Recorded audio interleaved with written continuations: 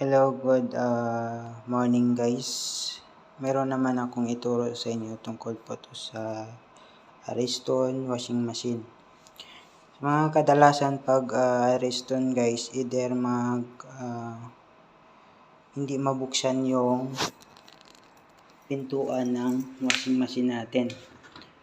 Either na sira yung lock dito or ganyan, nasira na po yung spring, so hindi na mabuksan. So ang gagawin nyo lang guys, patayin nyo po yung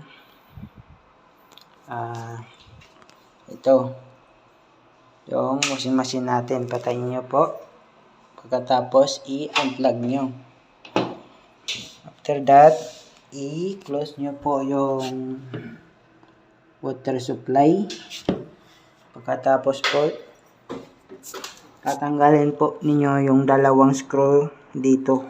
May dalawang tornilyo po dito guys. Pagkatapos natanggal nyo po,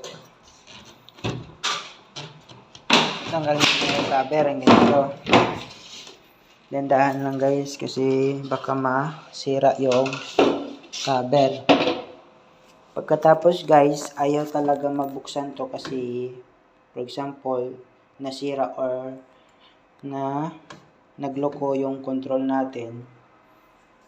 So, hindi na siya mabuksan. So, ang gagawin nyo lang guys, dapat naka-unplug kasi may wire po dito guys. Baka may naputol na wire or baka makurentehan kayo. Kailangan i-unplug nyo po. Okay? Pagkatapos guys, nakita nyo po yung puti. Yung ito. Ito yung door switch. Ito yung door switch ng guys, washing machine natin. Meron ditong guys, yung kulay silver. Ito yung lock. So kailangan nyo po itulak pa kaliwa. Yan ito. Diba? Hindi ko ma-focus guys. Ito. Diba? Ba nakita nyo guys yung kulay silver. So itulak nyo pa kaliwa.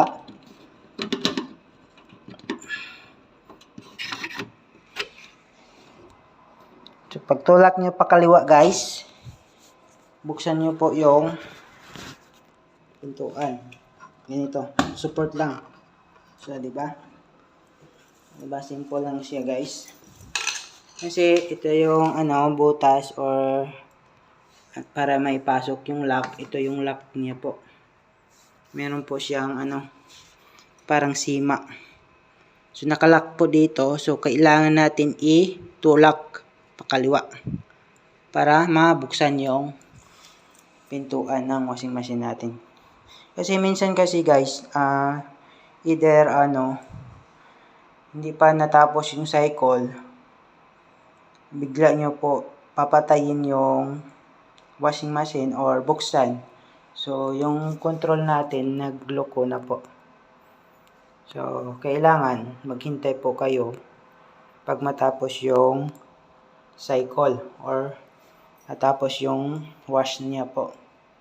Kasi pag hindi matapos yan, hindi bubukas yung pintuan ng washing machine natin kasi naka-shed lock.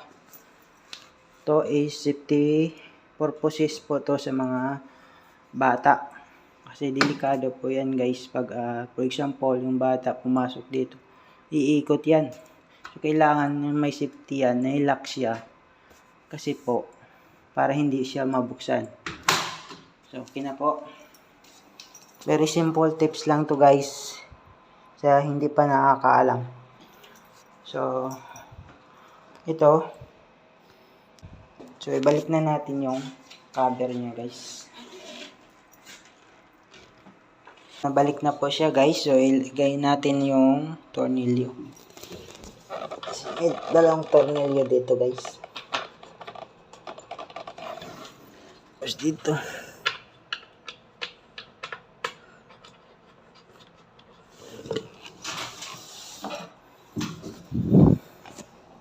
So ikitan natin guys. Ikitan natin yung tornilyo.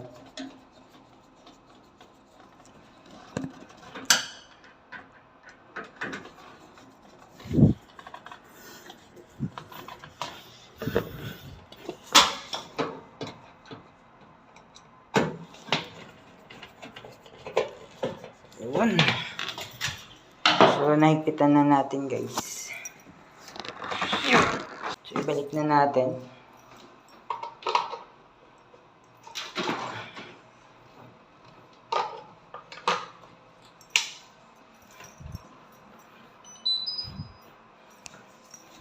Panda rin natin guys. 30 minutes lang. Start. Ano ito? Yun. Tapos yung tubig. Buksan natin.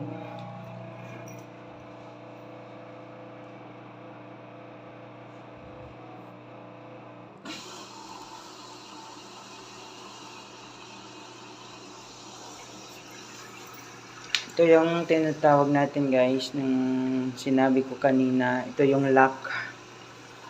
Hindi yan mabuksan. Ito.